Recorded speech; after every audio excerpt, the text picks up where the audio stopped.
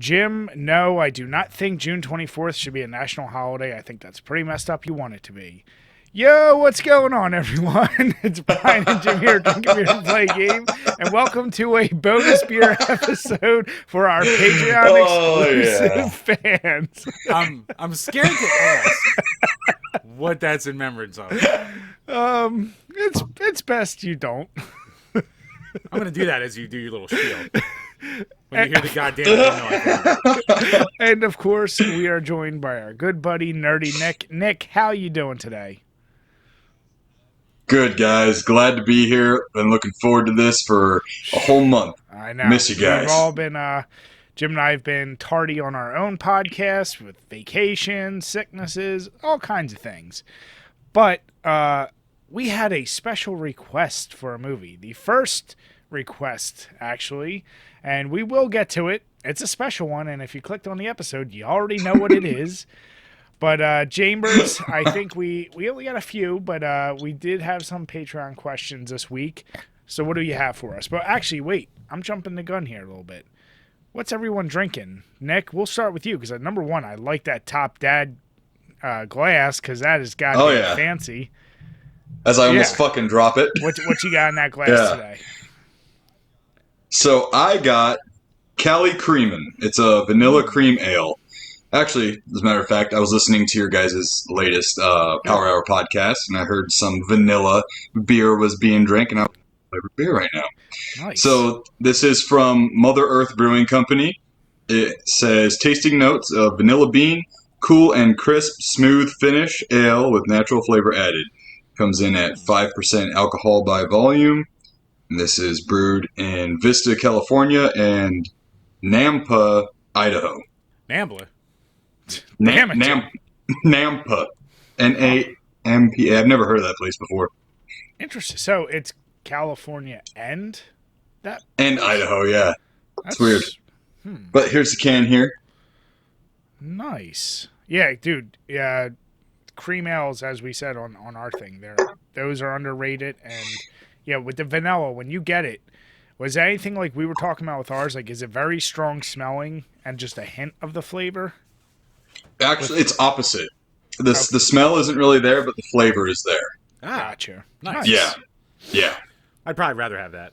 Give me that cream. Fuck Jim. I know what I said. So, Chambers, what are you drinking tonight? Bud Light, because I fuckload for my fucking block party Jesus still. I'm still trying to get rid of this. How do you still have? So, I told people we have a keg. Just bring the keg. And then my wife told people BYOB. So everyone brought a case with them. And they get there and I'm like, why is everyone bringing cases? So we've actually given away so much goddamn beer like to the neighbors and shit like that too. And I still have a fuckload of beer I have to finish off. So, I mean, you brought over some leftovers at that one podcast. Yeah. So are you just down to like the Buds and the Millers and shit like that? I've given away the rest of the Coors and the Millers. I'm down to the Buds. Jim, one of these days you'll buy some good beer. I brought 3 good beers over that I didn't buy. Exactly. When was the last time you personally went out and bought a beer? I think when I went to Busch Gardens. God damn it, Jim. I still have to bring that over too. I have the IPA from Virginia Beer Company. Keep forgetting about it. Well, tonight I am trying a new one from a local brewery that Jim and I have always enjoyed. The Evil Genius, There's No Crying in Baseball, Hazy Mango IPA. So, Evil Genius is notorious for having some really great flavors in their beer, and this one so far is no different. It's hazy and refreshing. This beer knocks it out of the park with a hefty dose of dry hops and natural mango flavor. You could say it's in a league of its own. Oh, it's a play on words, Jim, you silly fuck. Still trying to figure out this June 24th thing. Jim, it might have been a pretty big national case. OJ? Really? What? OJ? What? It happened this year, dummy. Amber Heard? No. Has to do with women, though. Uh-oh. sounds like Schmish Morshman. Yeah. Jim, and I know you celebrate that day way too much, and I said you need to calm it down. Look, Bry, we all know that I'll be celebrating when a certain amendment goes away. Now, Roe versus Wade, I'm not too happy about, but if a certain amendment between the 17th and the 18th and the 20th, if something happens there, then we can talk. You just said 3 numbers, Jim. That's not how math works. But I did leave one out. You did. You did. Because I realized halfway through I started one too early, and I went, shit. Fuck, Jim. We are off to a great start. I mean, it's going to tie perfectly with the movie. But yes, I would say if you are ever lucky enough to get Evil Genius wherever you live, this is a great little hazy IPA. If you like the flavor of mango is actually not utilized as much in IPAs. It'll get in like sours or other styles. But I always enjoy it when I see it in an IPA and when it's done well, because mango's goddamn delicious. But it's a real hazy boy. It's tough to really see through. Pretty damn good. I'm already on my second one, so yeah. Nice. So Chambers, going back to the Patreon, what questions we got this week? Yep. Don't have to do my spiel because if you're watching this, you're already a patron, so you know the deal. See, you learn. Only took me just whatever 6-1. Yeah, 6-1. First up from Alex Perez. Well, we got a spiel going here, so sit back. I love it when Alex gets drunk and writes us questions because it's always like 3 questions long. So, I unironically love The Room. It's so goddamn bad, and I think that's what makes it so watchable. Music actually isn't half bad, plus titties. Oh, and I'm drunk. But this fucking guy, Tommy Wiseau, I ordered the flick on Blu-ray from his website 2 years ago. The order is still processing. I'll send proof in your DMs, Jim. So, I'll read you that. This is the most bizarre fucking thing I've ever seen anyone order. But, then he goes on to say, literally just realized my previous bitching wasn't a question. So, what are some of your favorite bad movies, quote unquote? Besides The Room, I like The Pest, Troll 2, Movie 43, etc. So first, Jim, I guess, do you have what you said the weirdest thing that he submitted? Did he actually DM you? Oh, yeah, he DM'd me. So, he put an order in on May 19th, 2020, that is currently processing from TommyWiseau.com. Product, sweatpants, unisex sale, $12.99. Free mask and The Room Blu-ray ×1. So he got a set of sweatpants, a mask, and The Room Blu-ray for $13. A mask?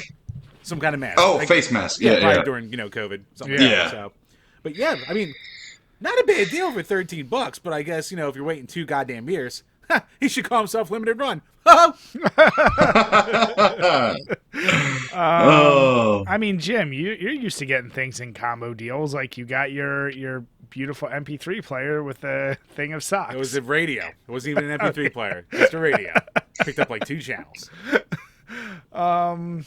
Bad movie. Well, number one, I'm offended he said The Pest, because that is a great movie. That is not a bad movie. I would say Troll 2 is one that's a obvious pick of it is a bad movie, but I enjoy it. Yep. I'm going to throw something out there, and I know we've talked about it. I accept they're bad movies at this point, but I still love them. The original Street Fighter movie. Yeah, I was going to say Mario Brothers. Yeah, like... Love it. You could basically say most early video game movies, even Mortal Kombat. Like you could say it's a bad movie, but I love it to death. You know what? I don't think it's a bad movie. I think Mortal Kombat's actually a pretty damn competent movie. Now, Annihilation, that's a different story. Well, That's a hate crime. I'll even throw in there Angus. Angus is not a bad movie. What's Angus? How dare you? It's a movie about a fat kid. That's what it is. Why did I immediately associate this with a Jim joke? Don't worry. It's a safe bet. 90% Jim, of the time why did I know you would know that movie? Why don't you go with the fat kid, Brian? Jim, I just thought of because I thought of that movie earlier. Because I thought and instantly thought of Angus. Everyone thinks about Angus. Jim, I swear. Here's the deal. I randomly thought of that movie because I did used to watch it because I liked the soundtrack from it. It actually has a really good soundtrack. And I thought of that movie and I was like, oh yeah, no one ever talks about Angus. I was like, probably because it's a terrible movie. We are the first people who've probably talked about Angus in 20 years. Fuck, Jim, how did I know? How'd I know you picked the Fat Kid movie? What about you, Nick? I would probably say like Freddy Got Fingered. Okay. Yeah, like that movie. That movie is like, it's fucking hilarious, but it is god awful, Mm-hmm. and it's all over the place. You know, like none of it makes any fucking sense. Yeah. But I think that's why I like it. But it's also a thing too where like it's like Red Letter Media kind of said this. They're like, he might be a secret genius where he just made a movie as a fuck you to Hollywood, going, why did you give me money to make a movie? So Yeah, it's exactly. the most Tom Green movie possible. Yeah. Yeah, that movie. Whew, when Tom Green was at his height. It's true. That's I think when he was like with Drew Barrymore, Yeah. which is weird to think of now. Wait, who do you think crashed harder, Tom Green or Dane Cook?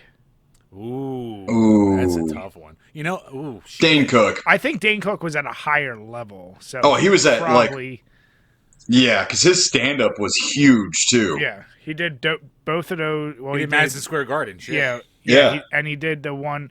Was Madison Square Garden the one where it was in the circle in the round? Yeah. Yeah, he did that, and then even the one before that, wherever it was. Yeah, it was huge arenas. He's in every terrible movie for like a 2-year stretch of like romantic comedies, and then he just disappeared. Right, you do not be Smirch Employee of the Month like that. Is that one of your favorite movies, Jim? I did I do appreciate like that their movie. hideout. I enjoy that movie. Of course you do. It's got Harlan Williams. It's got Harlan Williams. I'll watch anything with Harlan Williams in it. Hey, so does fucking Freddy Got Fingered. It does. You're right. Yeah. I mean, if you're going to talk Harlan Williams, you better talk Rocket Man. Oh. Well, Chef's kiss. they have baked. So Yeah, like, it's funny. Like, I'm trying to think of another movie that most people would say is bad that we would agree is good. Yeah, because I think we all agree. Pest is not, I would not consider it bad. I mean, it's annoying on purpose. So Exactly. Yeah. That's a good question, though. Yeah, but early video game movies. I mean, Brian, I'm surprised you're not just rattling off a fucking laundry list with all the horror movies you watch. I mean, we could say Blood Diner, Jim. I mean, Blood Diner is a classic. We could say, I could literally keep going, but that's the thing is like... Thanksgiving, Human Centipede. Oh my God. Yeah. I do not enjoy... Let me be very clear. I do not enjoy that. The same way I warned multiple people about never watching the movie Rubber, and if you don't know what Rubber is, it's a movie about a killer tire. And you would say... Oh, yeah. Yeah, you'd say, how does a tire kill? Well, it just vibrates and reverberates until something explodes in front of it, and it literally just rolls by itself down a road and kills people, even in bathtubs. So, I mean, don't we got Poultrygeist, we got Basket Case. I mean, you can't even count horror movies. That's its own. Velocipaster.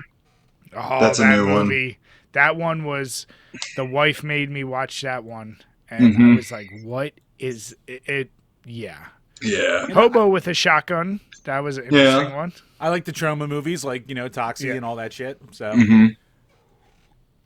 Did you guys ever actually watch the old Ed Wood movies? Not the actual ones. I think I watched Plan 9 before, but the other ones I haven't. I have Plan 9 on VHS, but I'm afraid to play the VHS because I don't want, out of all, like, that's one of my, like, prized VHSs, so I don't want to, like... it, there. Yeah, like, I haven't watched, like, Glenn or Glenda or, like, the other ones he did. Yeah, Plan 9 is one where I can watch and I can enjoy, but, like, it's probably... I enjoy most Ed Wood movies now because of the movie Ed Wood with Johnny Depp. Oh, yeah. Like, you gained a better appreciation for him. So, yeah, like, a lot of his movies, you can go, oh, okay, I can... Now that I know what he was trying to do. Yep. So, yeah. Now, Alex, great question. Quite a good parallel to today's movie, Brian. Oh, it sure is. But we'll get to that soon. Alex, make sure all your questions for this are when you are the most drunk. He's been on a roll. The last couple of weeks that he's put a question in when he's been drunk. And it's been long ones. And I love it. Man after our heart. Last up from good old TJ Wallmans. Could we make a better movie than The Room? Yes. Undoubtedly.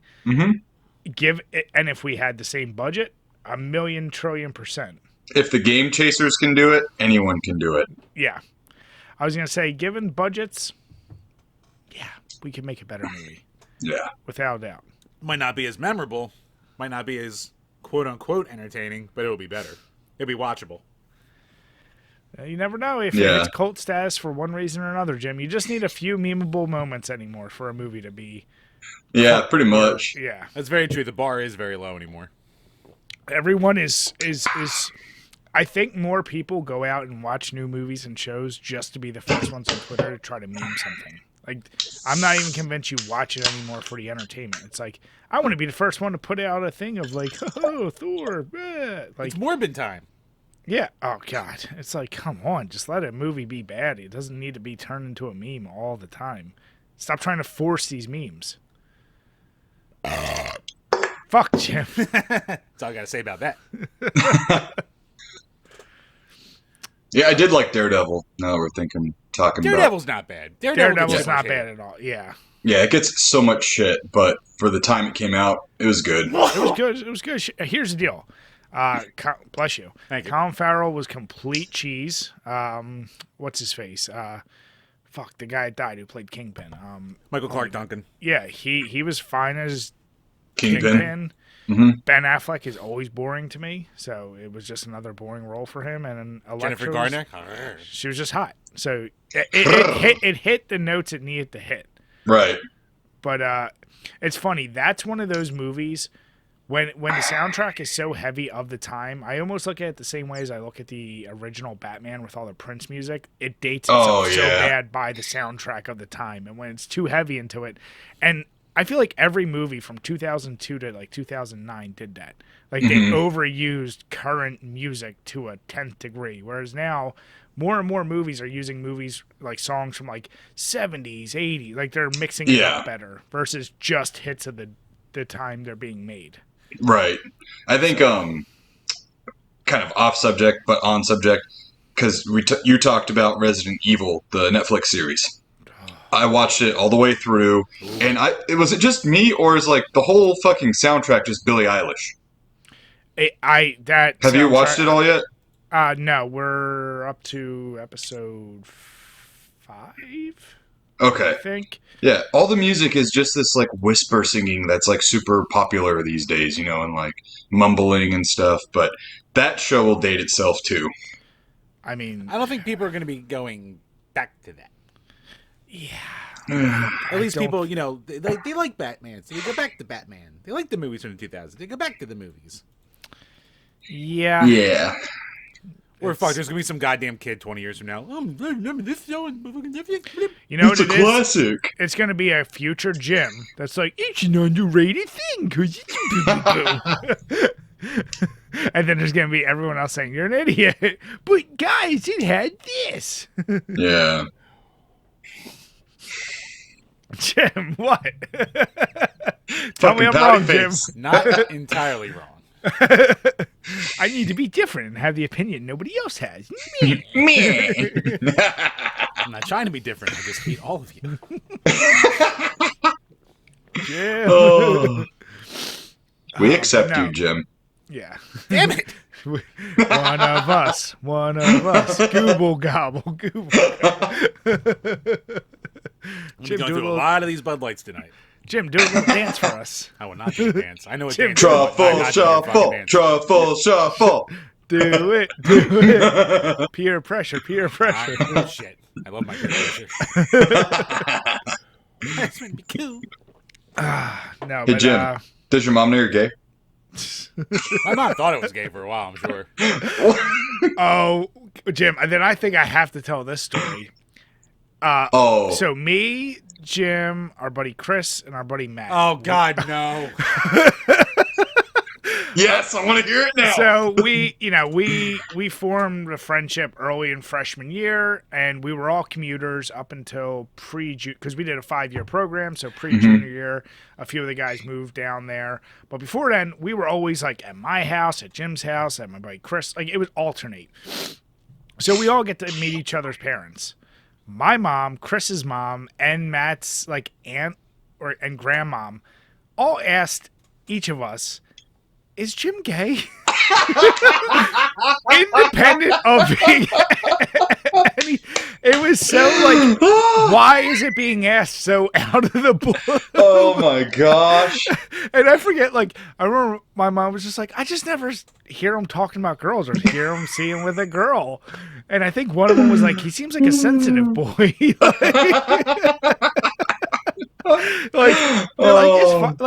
didn't care. They were just like, hey, why does he not have a girlfriend? He's so gentle. It's like the line in Out Cold. Well, yeah, you'd be a really weird straight guy. He's a David Koechner, yeah. But like literally, I remember I mentioned it. I was like, my mom asked this, and then like they both were like, so did ours. Remind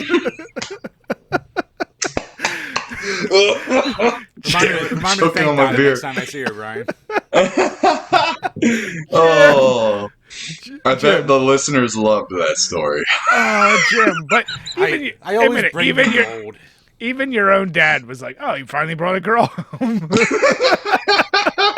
So don't act like it was everybody else's parents. I said. There was one time my mom was like, Jimmy, you don't have to be afraid of... I think she said, like, you don't have to be afraid of girls or something, you know? And I was like, I'm not afraid of them. I'm just bad with them. I literally almost spit up all my beer. I can see it because I can see your mom saying it. Yeah, if you know my mother, that's the line you can definitely see her saying. Oh, my God, Jim. Like I said, Jim, we accept you. Look at me now. I'm rich in grandfather clocks and fridges and all kinds of good stuff. Jim, you got the shoes for it, which, by the way, I did not realize you actually had a pair of those. Oh, that's my walking shoes, Brian. They make my back feel good.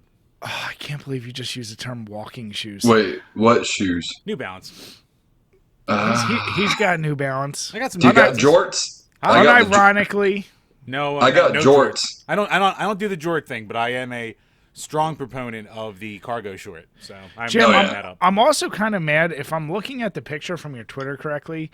You're wearing kind of the almost ankle socks, but they're pulled up a little too high because the gray bottom is way too high up on your heel. Oh, these socks are a little bit too big. Yes. Yeah. So come on, man. You're either doing that or folding it in the front, and you can't be doing that at this age. Just get yourself the big ass socks, accept your role, and know what's gonna happen. We accept you. What did we just say? I'm a married dad. What do I have to impress? I don't give a fuck. Fuck all you people. Jim, I said you give a handsome handshake. One day we'll tell that full story. Oh, we will. Don't you worry. This is from Too Many Games, right? Mm-hmm. Yeah. There is. Yeah. We're trying to coordinate. We're trying to coordinate the wrap up with Dan and be able to break all the stories out. But yeah, Jim, love you. You know what? Fuck you. Sometimes it comes in handy. I'll take that handshake. I don't have to be bothered with shit. And that's why parents wonder. Oh my God.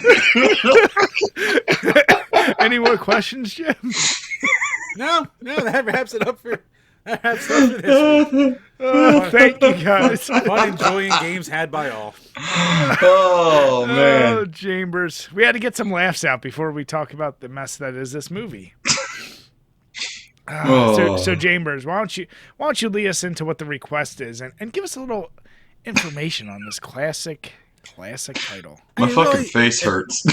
At this point, what the fuck do you say about this movie? We are reviewing Tommy Wiseau's seminal classic, The Room. Yes, directed by, written by, produced, and starring Tommy Wiseau himself. Came out in 2003, also starring Juliette Danielle, Greg Sestero, Philip Haldeman, and Carolyn Minot. Probably didn't need to say any of their names. Right. Yeah. It was necessary. Came in with a budget of $6 million. You're not supposed to say that? We already said that, like most of us already. We could have asked Nick, but you know what? Fuck it. We'll ask Nick. Nick, what do you think it made initially at the box office? Initially, I'll say like $5,000. Brady, you know this answer. I do, so I won't say anything. Okay, actually, Nick was pretty close. 1900. Oh, shit. It had Yeah, a limited release of a bunch of theaters around town because Mm-hmm. Tommy's a crazy person. Apparently, Tommy paid $5,000 a month for 5 fucking years to keep the picture of his face on a billboard on Yep. one corner of goddamn Los Angeles. So, But Do you have... Oh, go ahead. No. I was gonna say, here's the deal. I know that initial amount, the 1,900. But Jim, I don't think you looked this up because I know you didn't do a second layer of research. you're right. Nick and Jim, since it hit cult status, Oh, God. Okay, and that's what I was going to ask. I'm gonna be sold so in fucking DVDs. mad.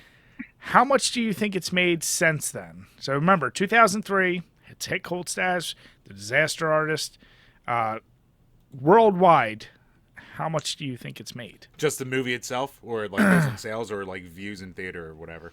It's It just the thing I'm pulling from has worldwide. Now, here's the deal: there's a dramatic difference between domestic and worldwide. So, I'm sure. just worldwide, what do you think it's made? Does it say worldwide box office or just total sales? It just says total sales. Huh, okay. I'll say 12 million. Mm, I'll go double the rate, salary, budget. That's the word. you know what? I'll say 20. 4.9. What? I was closer Yeah. at least. That's it? Yeah, domestically, it only made just under 550K. Worldwide, it was 4.4 million. See, I thought North America would be way goddamn more. Here's the deal. What I'm assuming, and the same way I watched it on YouTube. It was a Fucking uncut. China. My whole thought is, I've never seen a DVD of this out, and I know you can buy it like Alex, got it in a bundle, but everything I ever knew about He this was ordered always it in a bundle. He hasn't gotten it in a bundle. But it's always been on YouTube, for free. So it's I'm shocked it even made that. Who's buying this? I wish I could get that info of who's actually been buying this anywhere else. People who ain't on the joke. And what's crazy is it's on YouTube for free with no ads. No ads and fully uncensored.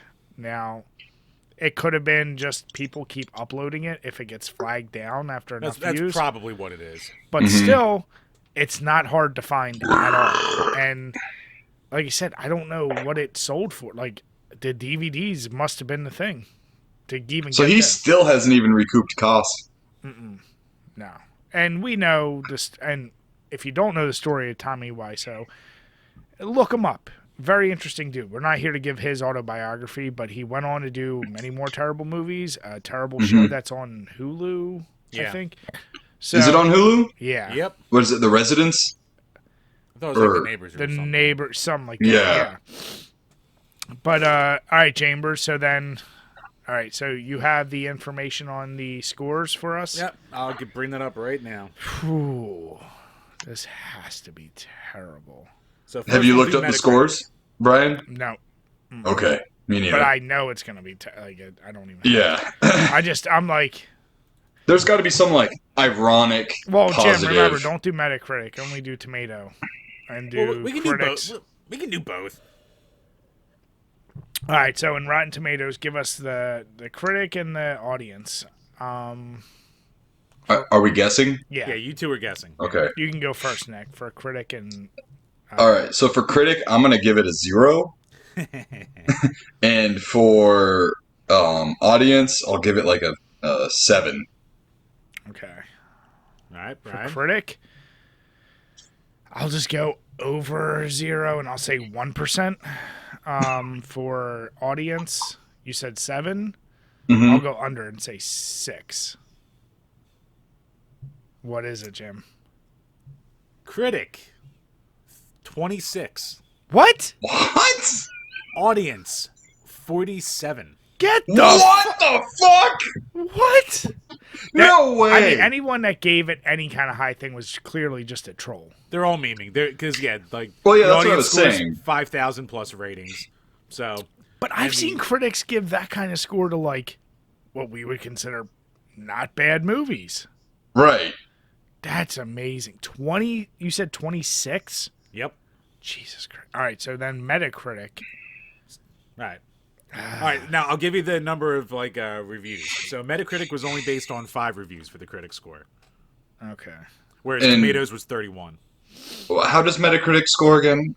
What is the system? I thought it was based on multiple sites.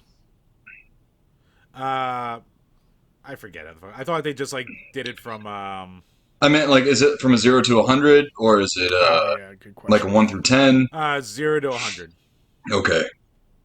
Well, shit. If there's only 5. And if Rotten Tomatoes, fuck.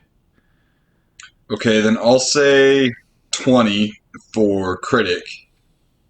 And how many was there for audience? 379 ratings.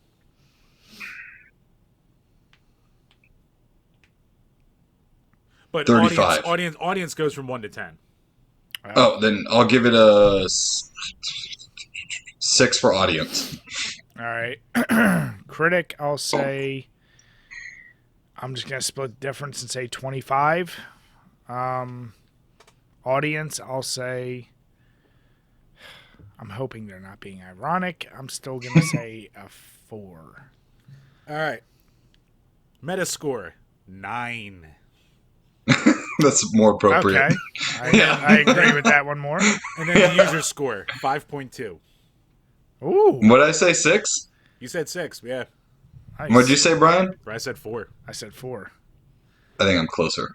I think so. I win! Do any of us really win? Do any of us really win right now? I mean, talking about the fucking room. I did not. the Goddamn movie. JD Maines. Fucking love you, but I hate you. I love you, JD, but I hate you. I appreciate that, and I think full disclosure, Jim and I, we both watched it on YouTube. Jim had to do it a few times. No, it only took me 2 sessions. Yeah. And Nick, how did you watch it? And actually, Brian, before you get into that, neither me nor you had even seen it before doing it for this. Now, here's the deal. I did know I basically knew every scene in the movie, but because I watched Disaster Artist and I've seen all the memes, Disaster Artist really did a good job covering everything.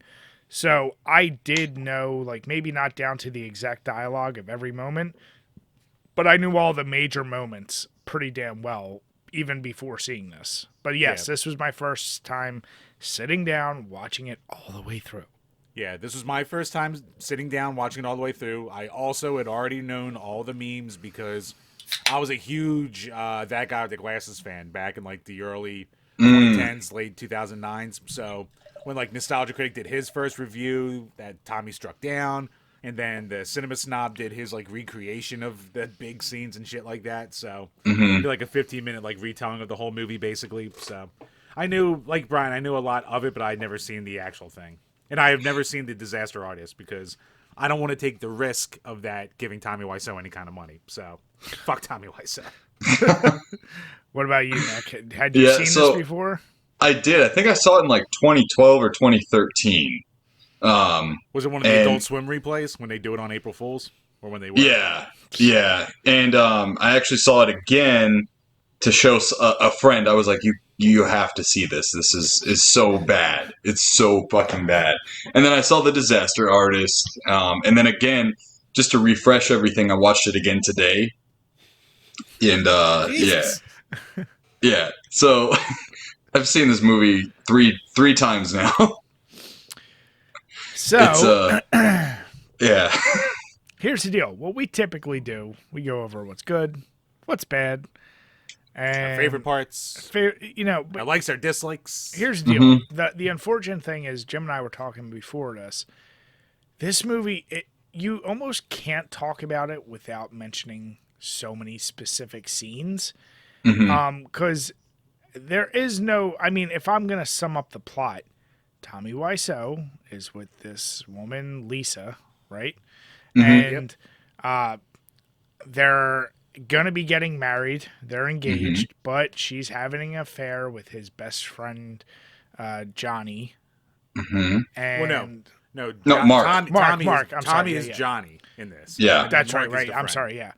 The names confuse me. So Mark is having the affair with Lisa, and there's all these other subplots. It's not worth mentioning, but that's the core of the movie.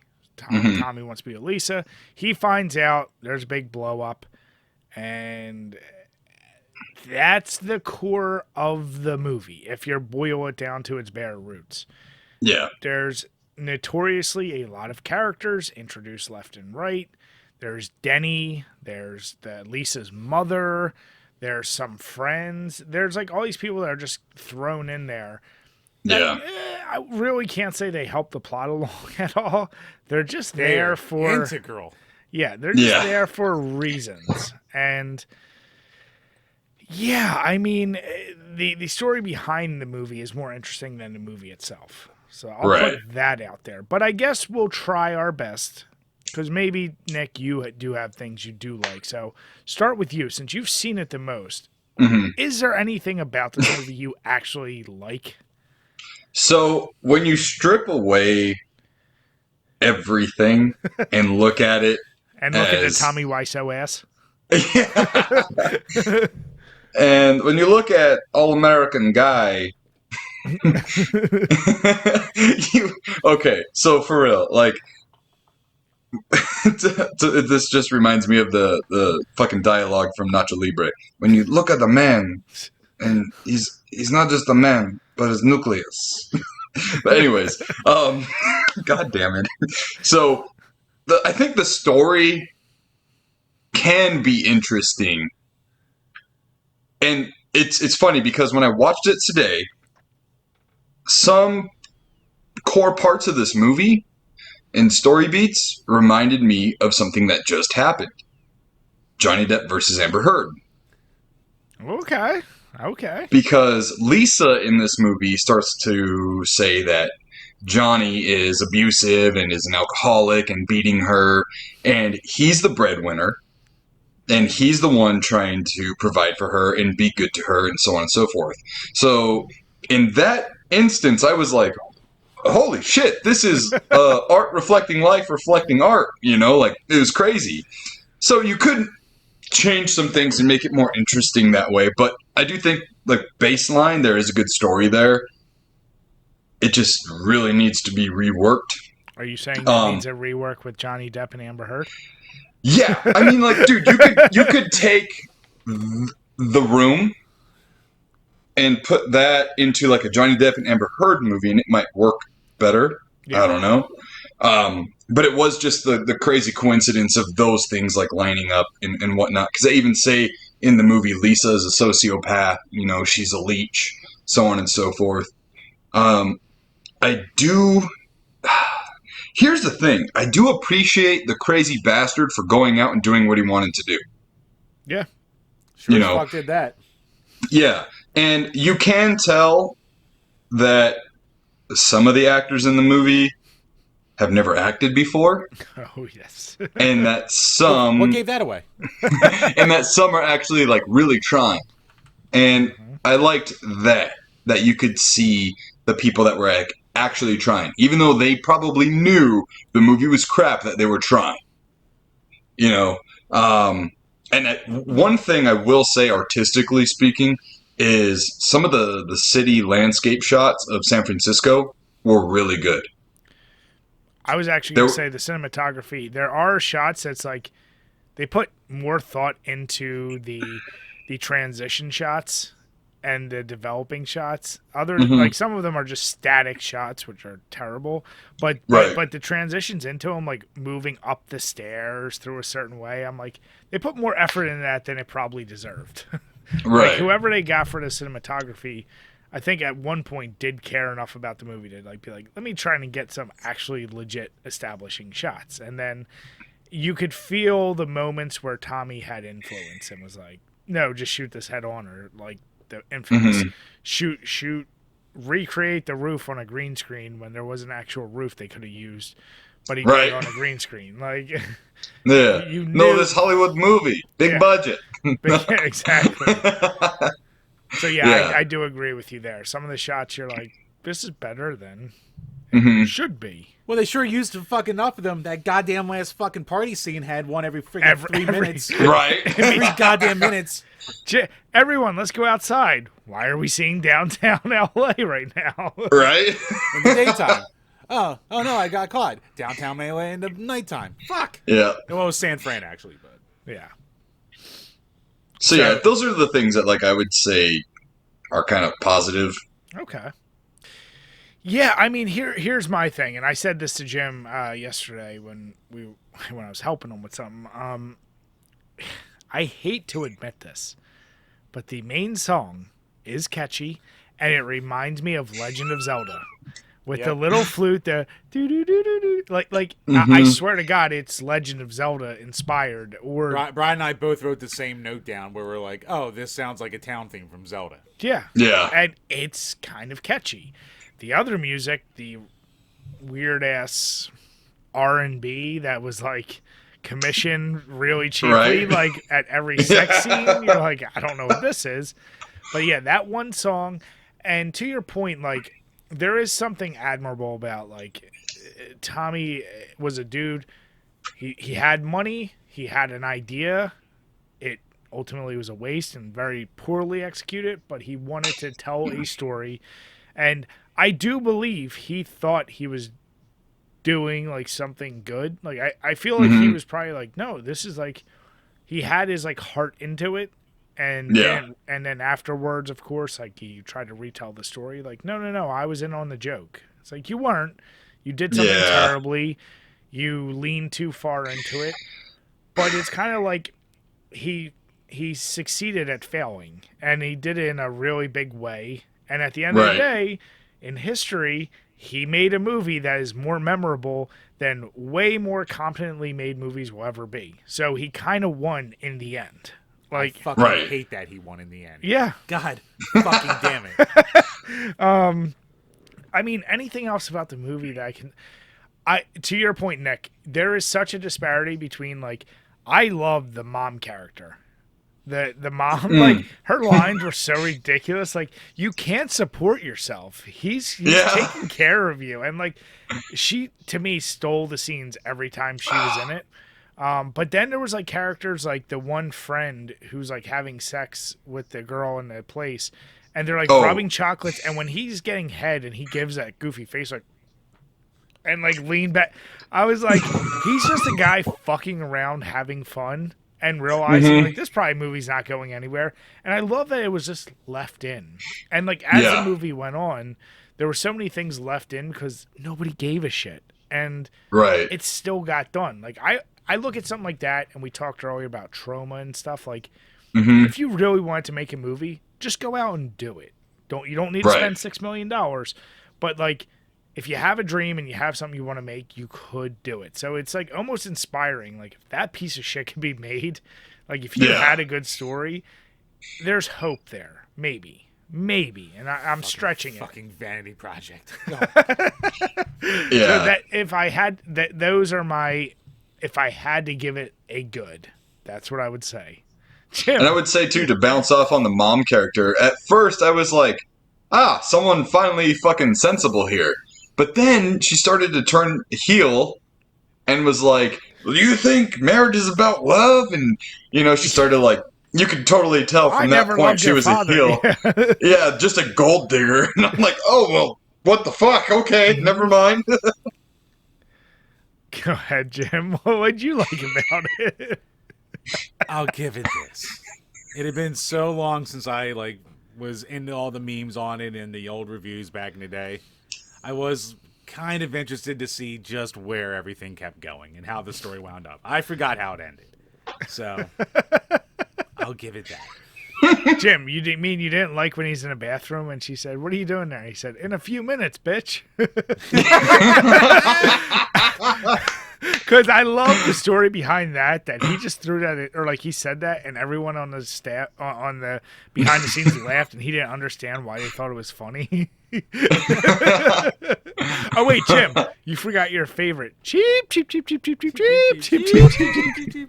Because chickens totally make that noise. Oh, God. Well, Jim and I talked, like, that was the thing that, it was like, okay, there's this weird, like, joke that they have amongst each other as friends. But then when him and Mark are, like, actually angry at each other, he, like, is insulting him with it now. like he used a thing that's like an inside joke with his friends, and then he's like, I don't know. Once again, I know we could go so many individual moments. Like tonally, moments. it was all over the place. And you know what? Here's the deal. If I'm also being honest, something I liked because of how ridiculous it is, I couldn't help but feel like I was kind of entertained by how bad. Like, I will never watch it again, but I was like entertained because I knew all this stuff, and actually knowing it and seeing it through memes is one thing. Watching it all the way through. Mm-hmm. And seeing it, like, you're like, wow, this really is that bad. Like, there's like an entertainment and just, it can't get much worse than this. And then it keeps going. You're like, what the fuck? the fucking ADR in that movie, like so many goddamn times where it's like lines are being read, but the lips aren't moving. The lips are being moving, and the lines aren't being read. Like, just, oh my god. The biggest complaint I have of the movie is I counted, and I'm pretty positive it's correct. There's 4 sex scenes in the movie. There were 3 before the 25-minute mark. I wrote the goddamn note down. I was like, we're on another one. And I looked at the runtime, and we're at 25 minutes. I was like, it's the 3rd one. And they all go on like, so long. They go on so that's the thing. long. It's like, they don't they don't start, and then, you see them making out, and then like the camera pans, or it's none of that. It just keeps going and going and going, and he's like fucking her torso. Mm-hmm. Like. Well, so do you guys? I will ask because I do have some interesting facts that there's a lot of the well-known shit, but like one fact about that sex scene, he initially filmed it for 6 minutes, and the girl was really uncomfortable. So that the first 2 sex scenes with them two, wasn't that like the first scene that they filmed? Like they got on set. Basically, like, okay, sex scene. Basically, like it was very early on, but they filmed that, and the first 2 sex scenes. The reason why they seem so similar is because the second sex scene is actually just leftover footage from the first, re-chopped up. So it's not like they filmed separate ones. Yeah, it was the same exact one. But that was also the scene when like he was getting upset because people were kind of like laughing at him, and he insisted on having his ass in there because he said that will sell tickets. But like he was giving her shit. He's like, you have pimples on your back. Like no one wants to see that. And she was like crying. He made her cry on set because of that. So it's like you hear all that behind the scenes. You're like, what the fuck? Careful, Brian. I'm starting to like him. Jim's like, wait, this movie's becoming awesome. Oh shit! And I like that. Like she wasn't even the first Lisa. She was supposed to be the best friend. And like there's some Hispanic girl who was supposed to be the first Lisa, and she left after a day. Oh yeah. Well, like how like when Mark had his sex scene, he was so uncomfortable he left his jeans on the whole time. So like that's why he had it all covered up with the sheets and crap like that. Well, here's the deal. There is probably no specific point to talking about what we don't like, because then it's just ripping apart the movie for all the technical flaws. But I did want to throw in some things I saw, and I wanted to get your guys' reaction. Like I said, these are things I didn't know about, even with the disaster artist.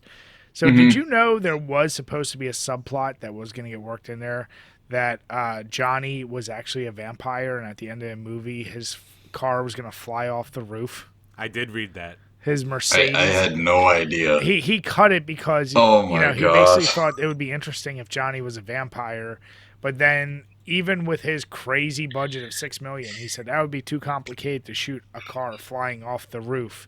So they cut that. Why would a car fly? Because it's a vampire car, stupid. But Jim, here's one. This little tidbit makes me laugh so hard, and I think you might like this movie. So according to Tommy, Denny in the film has some sort of mental disorder, which explains his behavior in the film, but the actor was not told about this who played Denny.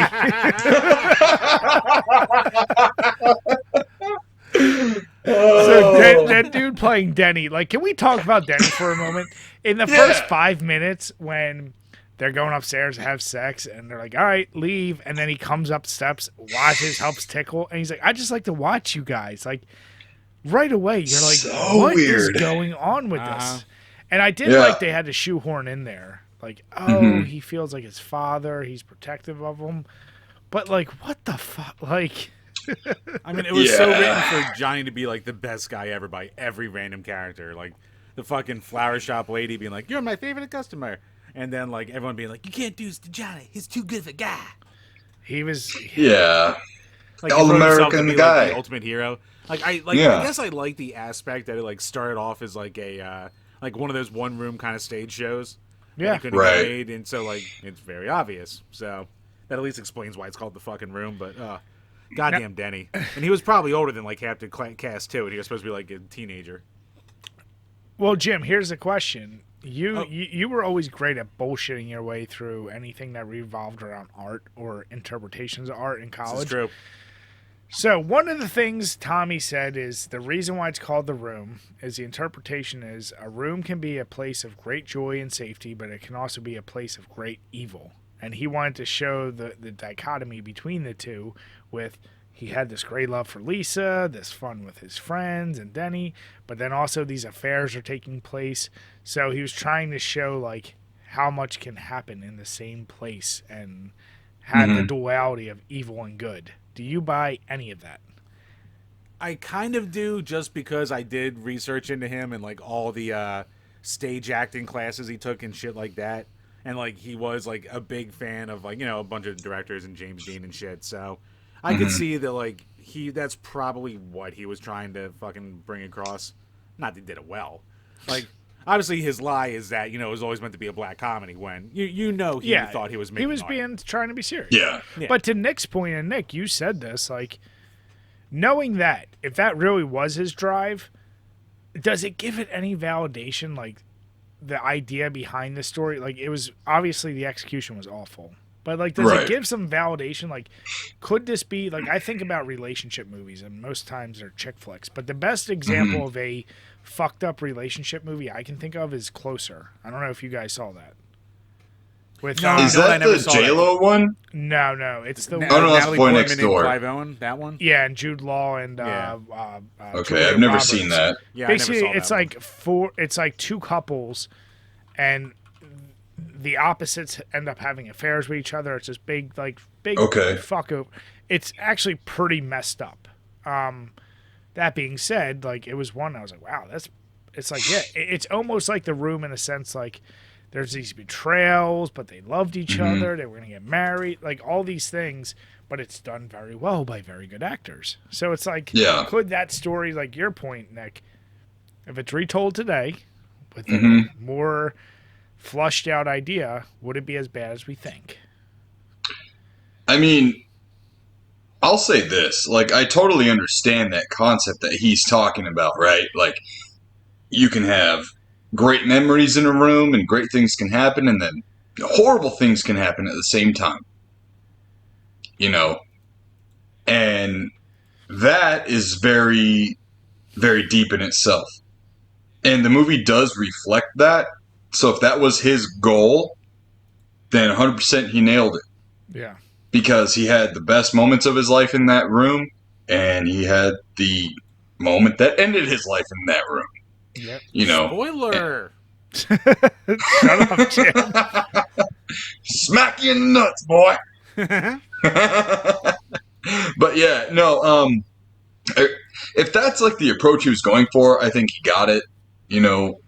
Not the best way, but he did get it. But if it was retold today, like you remove the disaster artist and stuff because that's really kind of separate. We're just talking about The Room.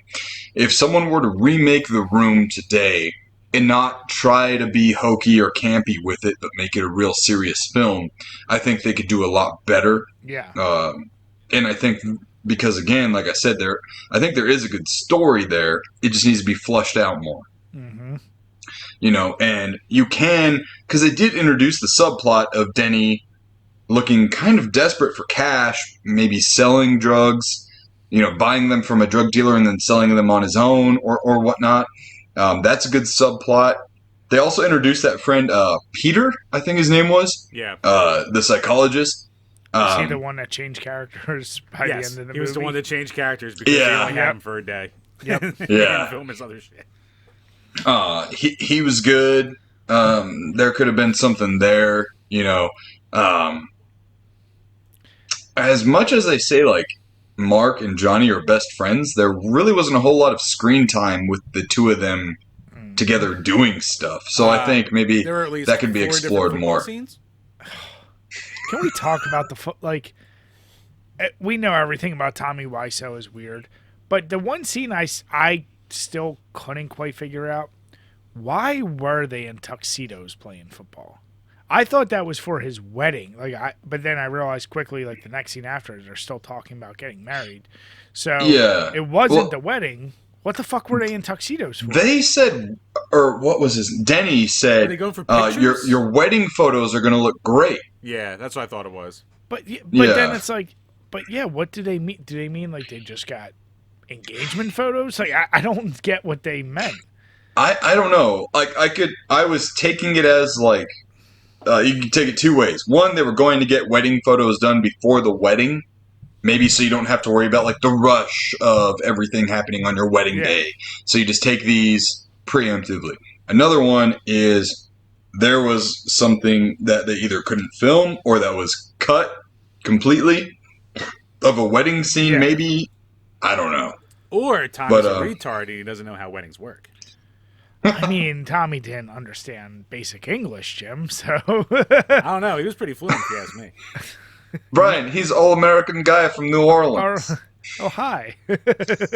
I love that, like, the stories of, like, Q&As come out where, like, I was watching Vladimir's commentary track a little bit, and they're like, we went to a screening, and, like, he did a Q&A. And anytime someone asked a question that he, like, didn't like or didn't want to answer, he would just start chanting USA, USA. That's like, oh my gosh.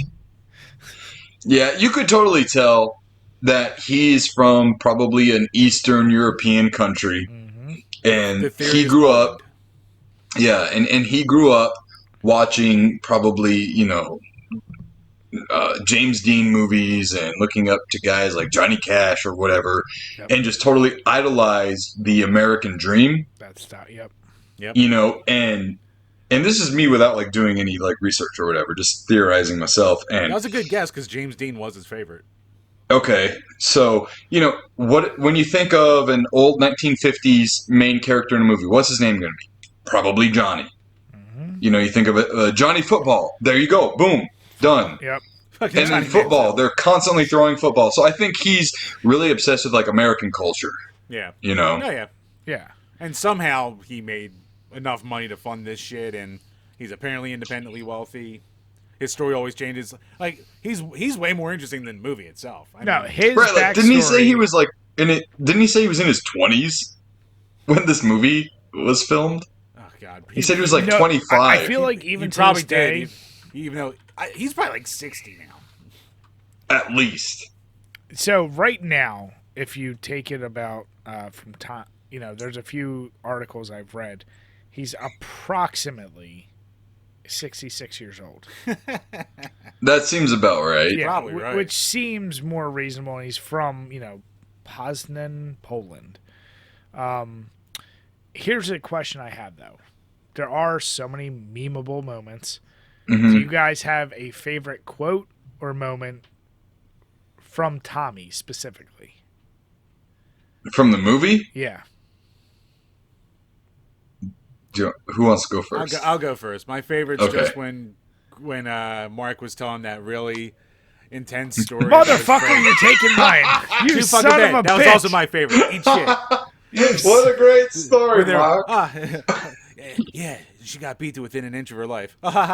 Good story, Mark. Fuck you, you son of a bitch.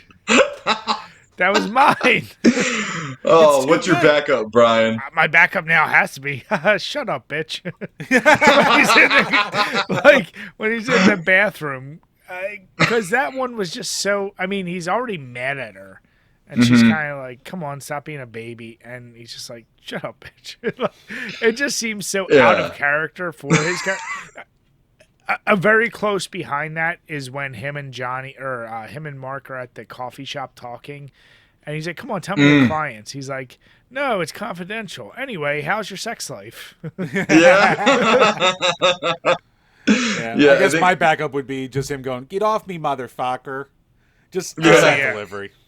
Because it's one of the few that weren't like 80 yard in. It was like an actual line he remembered to say. Right. What about you, Nick? I think mine is just the classic walks out onto the roof. I did not hit her. I did not. It's bullshit. I did not. Oh, hi, Mark. Now, here's my question. If you guys, say you guys were approached for a movie, Mm-hmm. and similar, like all of a sudden you meet the director and the person funding it, and it's a Tommy Wiseau character, like someone kind of goofy, but whatever. Let's say Yeah. whatever's a reasonable price, you're going to make 10, 20 grand. So something that's like, it's not out of this world going to change your life, but it's like, I got to do this for like a few days of shooting. Like, okay, no doubt. Mm-hmm. Do you think you'd go through, and let's say your character is, I'm trying to think like a Denny level, where you're enough in the movie where you got to shoot a couple. It's not like one scene like the accountant who left afterwards, but it's Right. enough like where you got to do a couple scenes. So you're shooting for a week, maybe more. Do you think you would take it, thinking the same way they did, where it's like, this is never going to come out, and then it could potentially follow you for the rest of your life, knowing it could be a terrible cult movie? I mean, Yeah, pay me. Fuck it. if it's all right, so like I had to turn down a role for a bodybuilding biopic, or like not biopic, yeah, biopic, because it was based on a true story about some bodybuilder, and it was for one day for $300, but I had to be vaccinated. I'm not. I had just gotten over COVID at the time. Yeah. So, and I was like willing to drive out to California to go. I mean, it would have been like an even draw. I wouldn't have made money on it, and I was going to do it anyway. just So if you're talking about Right. if you're talking about $20 or $20, give me $20. I'll be in your movie. No, if you're talking about 20,000, then yes, Well, that's I what's would. like. I'm trying to think of a number. Like, what's something where I'm putting out there the potential of like using this as a story of like, say it did hit cult status for how terrible it is, and Yeah. basically you're almost mocked and followed for the rest of your life, knowing you did this one role that you thought was a nothing. Mhm. Like, would you still want to do it? Well, I mean, I fucking there's a convention that just happened that had the actor that played Officer Dewey or Doofy. Doofy from Scary Yeah, Movie. and he goes to conventions all the fucking time. He loves Like, it. Yeah. Yeah, so I mean, there's even that the actress Felicia something who was from Sleepaway Camp, and that was like her big thing, and she's still doing horror conventions and Comic-Con. So I mean, you could find the silver lining in that. Yeah. You know. But would you want that is my question. Not so much like, yes, you could make money, and same as like Troll 2, like many years later after they made the Best Worst Movie documentary. Oh my god. And they some of those actors, like the one dude's a dentist, he still sometimes shows up at conventions. Would you want to do that knowing it's not like, yeah, some people are getting enjoyment out of you, but ultimately you're just being laughed at, and you're just showing up as like, whatever, I'll sign some autographs, like basically being like the Virgil of the WWE. Like, right. Would you want that? Would I want that? No, probably not. Especially if I'm trying to advance my career. Yeah. But if I didn't give a shit and thought like, here's a once in a lifetime opportunity, fuck it. Yeah. But if I was trying to be like a serious actor or something, like I know the guy who played Mark, he was trying to be a real serious actor. Yep. That kind of fucked him. It fucked him good, yeah. Excuse me. But you got to kind of look at the good and the bad in that situation, because it could lead to even better things. Having a movie made about you and your movie. Yep. So it's like, it's a gamble.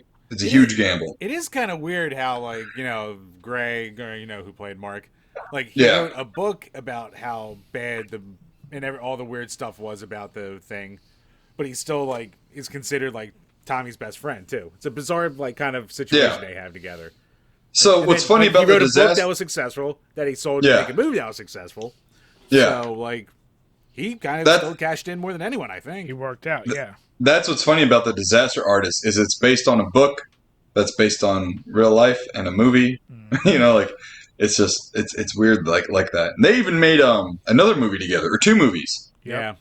Best Fiends, Part 1 and Part 2, Yeah, right? Yeah, something like that. Yeah, that one actually almost got my attention. Almost. Almost. Don't give anyone an idea here. Yeah, I didn't give them my money this time. So, But Jim, what about you? What was the subject? I don't even remember that. God damn it, Jim. if right, you Jim, were approached by a Tommy Wiseau person, No, oh wait, no, I answered that a half hour ago. I said, yeah. All right, what if your scene is still good money, but half the scenes you're being banged by Tommy Wiseau? How much am I getting paid? 10 grand. All right, let's do it. Let's go.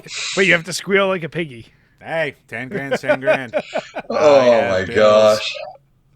But then what if it reaches like a cult status and like you're that, everyone that sees you squeals like a piggy to you? Whatever. Then some dumb conventions pay me to fly me out to be at them. Fuck it. Your booth banner is you bent over with oink coming out of your mouth.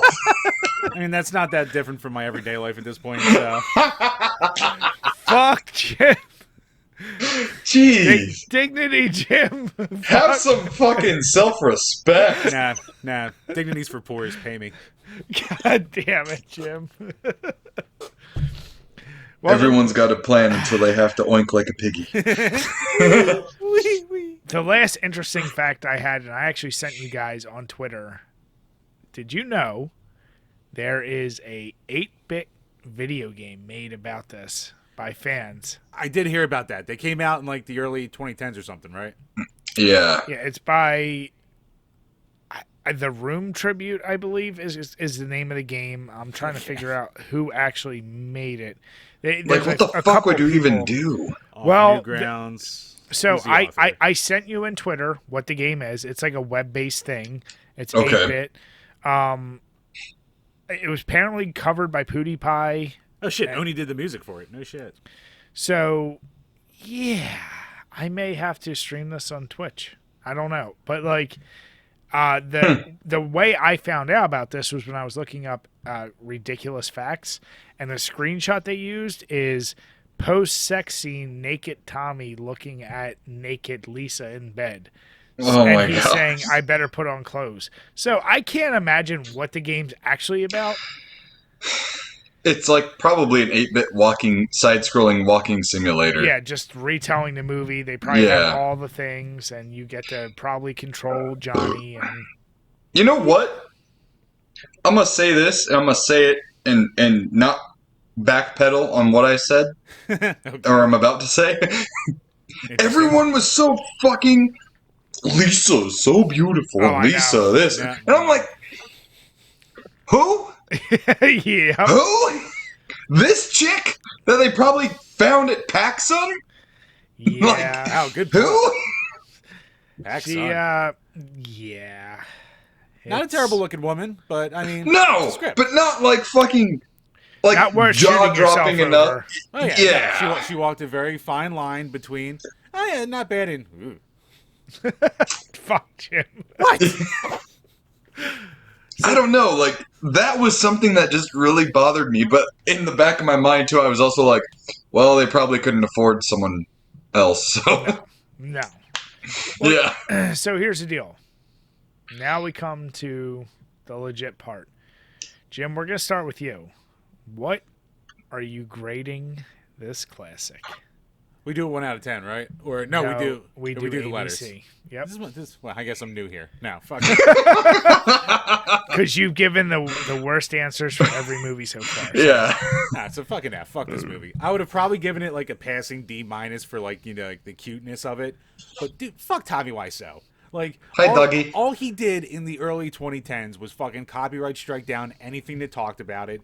Even as recently as 2020, he sued a fucking, or like 2016, he sued a documentary that was like made about the bad side of it that like wasn't, done through him or Greg and shit like that.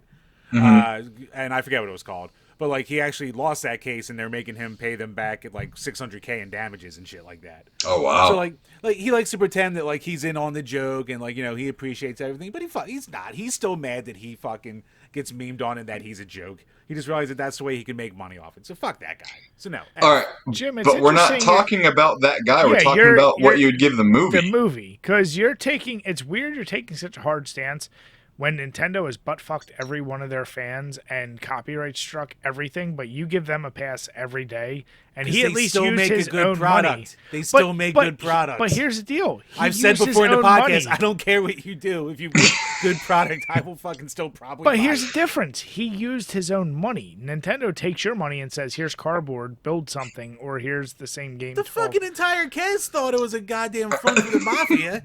It For doesn't all we matter. know, it They wasn't got- actually his money. But the I don't care if difference it was. is- It was a vanity project, and it sucked. Fucked him. It did suck. It but doesn't make it better that he made it something a vanity project and it was bad.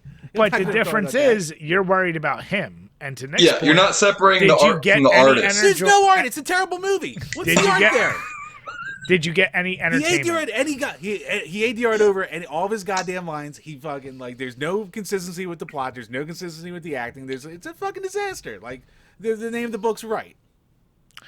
But I mean, still Lisa not did answering keep it, Jim. cheating on him. That's consistent. You're telling me there's no part of that movie you enjoyed at all.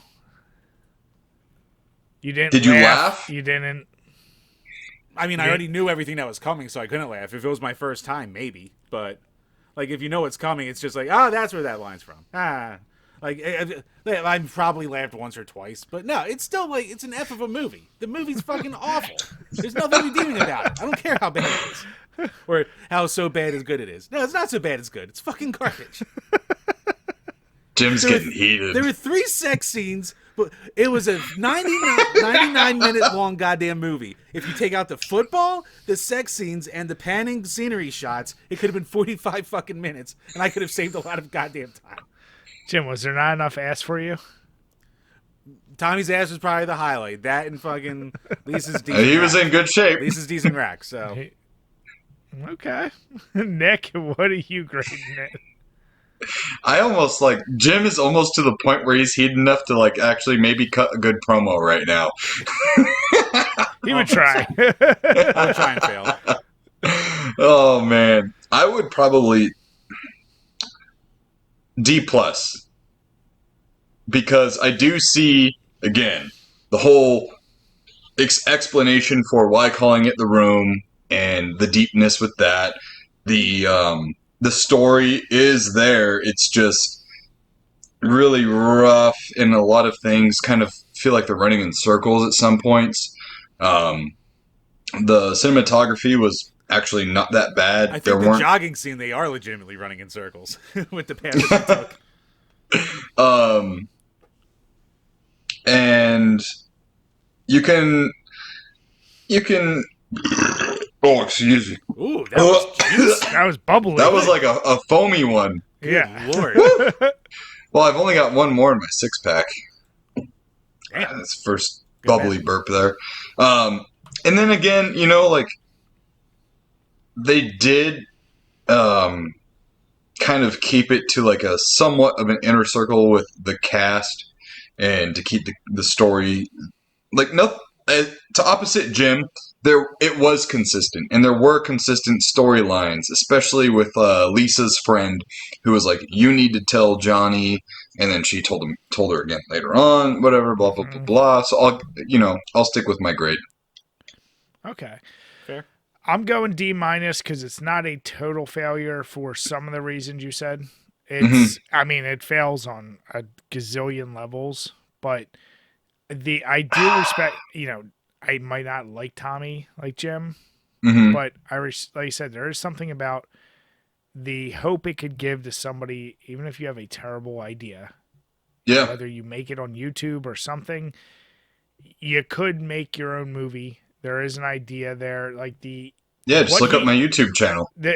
Well, Stole my bit. I was about to say that. Fuck. the terrible backstory of like what he was trying to tell. I can see what he was trying to tell, and like you said, there were some people, and it might have faded as the movie went on, but there was enough people in there that clearly did try to do a good job, even if Tommy fucked it all up. that I'm like, you know what? I laughed at parts that I wasn't expecting to laugh at. So I got enough entertainment out where there's Right, been you're movies. just laughing at that goddamn fucking MeUndies guy's face. The what? MeUnderwear's. His face. The Oh, blowjob that guy. Yeah. I mean, there was enough scenes in there. That guy was like straight out of an American Pie movie. He really was. I've seen plenty of movies that were better made with better sound design, better cinematography that boring. bored the fuck out of me, and I will never even want to take a hint at. This one, I had a goofy sense of like, all right, this is terrible, but I can laugh at some of this, and the dialogue is so goofy that it is terrible. So just for that, it can't be a failure for me, but I can't give it good. So yeah, D-, it has to be for me. Yep, I think I'm just the more forgiving one out of all three of us. Yeah. Like you said, it's never. I think that's an average of a D- and a half. Yeah. Yeah. But JD, you son of a bitch, that was a hell of a selection. As soon as I saw it, I said, "This is gonna get interesting." At least we got to do like a filtration system with the requests. No. They pay their money. They can do whatever they want. Yeah. Well, then they got to fucking pay their money and subscribe to my fucking podcast too, then. That's right. But no, we do appreciate all support. And next month, we'll be going back, because we haven't had any other requests. We'll be going back to, it'll actually be starting with Nick again for a selection. Oh, hell yeah. So, and actually, before we sign off, Nick, speaking of your podcast, like we always do, please plug away. All right, so you can find me on my inactive YouTube channel, because I haven't had really a whole lot of time to film an episode lately. Apologies. At NerdyNick_91 on YouTube. You can find me on Twitter at BuffNerd. You can find me on Instagram at NerdyNick_91. You can find my podcast on Apple Podcasts, Anchor, Spotify, Audible, and what is that? Amazon? What? Amazon Music. okay. I'm on there as well. It is the N Squared Podcast. N Squared, one word, capital N, capital S, squared podcast. We talk all things professional wrestling, comic books, movies, pop culture, current events, and of course, video games. And as always, we like to give a shout out to this podcast, the Bonus Beers. Hell yeah. So, and you can ask a question for free on that one, by the way. Absolutely. so Nick, I gotta ask, how'd that beer treat you as you got through it? You know what? It was cold when I got it, and as I started to go through the 6-pack, it started to warm up a little bit.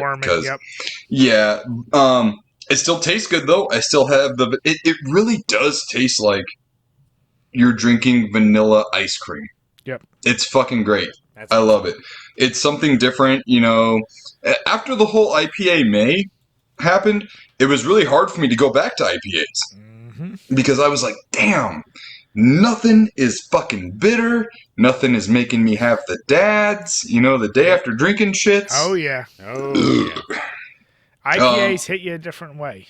Oh, yeah. I'm actually enjoying what I'm putting in my mouth. It's funny, man, because after No IPA May, anytime I saw a Voodoo Ranger in any, specificity, I was like, what? It's like that scene from The Hangover where he's like, here, have this drink. And he's like, ugh. That's how I felt about IPAs. So I've been having my way trickling back into IPAs. But this beer, if you can get it, Cali Creamin' from Mother Earth Brew Company is very good. 10 out of 10 recommend. Nice. Yeah, the Evil Genius, like I said, There's No Crying in Baseball, 6% hazy IPA. See, hazy IPAs I can give many more passes to than regular IPAs or even doubles, because they tend to be much more of a citrusy note and a little bit more drinkable. Yeah, it's really good. But to your point, Nick, yeah, part of why I started to know IPA May is I wanted to give myself a break from, because IPAs are just too goddamn accessible, and every There's bottle so shop many. you go to, it's So many. literally 2 rows or at least 2 columns of just IPAs, and you're like, Mm-hmm. where's stouts, where's porters, where's lagers? Like, nope, just IPAs. You could go to like a Total Wine, and they have enough IPAs to have like 2 full aisles of it. Exactly. So yeah, I will say, like I said, this is a good one. But then again, maybe I'm biased because I like most shit from Evil Genius. They just make really tasty beers. I'm glad to see they're still going. So recommend it if you can find it. Mm-hmm. Jim, I'd ask you about yours, but You're drinking water. Yeah, it's Bud Light. It's my least favorite of the 3. This Bud's for you. It's for me, all right. It's something. Yeah. It's something to drink in my fridge. So with that, we want to say thank you so much. If you've been supporting us, you're watching, we truly appreciate it. We love doing these episodes for you guys. As we've said before, if you do have a request, let us know with the tier that you're at, and make sure you subscribe to next podcast. We hope you have a great night.